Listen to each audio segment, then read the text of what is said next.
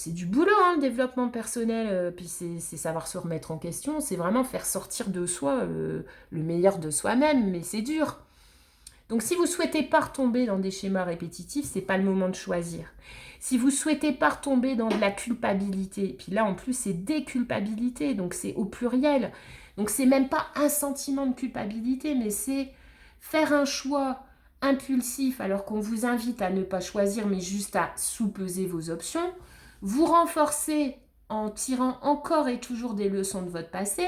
Si vous passez à côté du message des cartes là, pour moi ce mois-ci, vous allez vers des schémas répétitifs et des culpabilités. Culpabilité de s'être encore trompé, culpabilité d'avoir perdu du temps, peut-être même de l'argent. En tout cas, vous n'allez pas vous n'êtes pas encore dans une situation, amis Gémeaux, malgré tout le travail effectué, mais il reste encore des étapes avant d'avoir la présence d'esprit de faire ce fameux choix. D'accord ? Le point positif, c'est qu'on va vous envoyer des options. Là-haut, on va vous faire comprendre qu'on a pris en compte le travail personnel que vous avez fait. Hein. Ça, il n'y a pas de problème. Vous n'êtes pas en train de bosser dans le vent, mais vous en êtes juste aujourd'hui à savoir que vous êtes la personne, la reine du tarot la plus apte à donner de l'amour. Vous vous rendez compte ? Mais alors, elle veut bien en donner, mais elle va avoir besoin d'en récupérer aussi de l'amour, sinon ça ne peut pas fonctionner.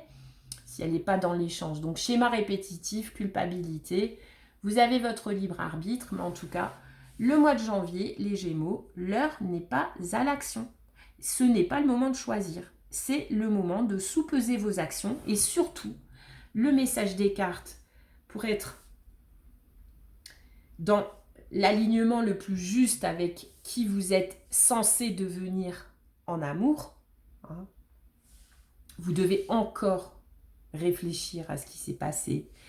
Vous devez encore vous renforcer. Vous devez encore prendre de la force des autres facettes de votre personnalité. Et elles sont là, mais il faut aller vous les approprier. Et comment on s'approprie le fait d'être une reine d'épée, une reine de bâton, une reine de denier? C'est en allant puiser les leçons de ces expériences passées, de ces schémas répétitifs, trop souvent répétés peut-être, hein, et d'en tirer les leçons.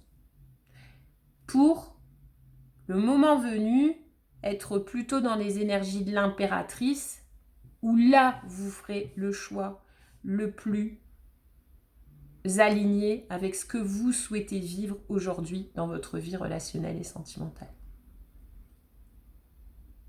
Voilà, ici et maintenant. Je vous souhaite une belle fin d'année les Gémeaux, un bon démarrage de 2023. Abonnez-vous et à bientôt.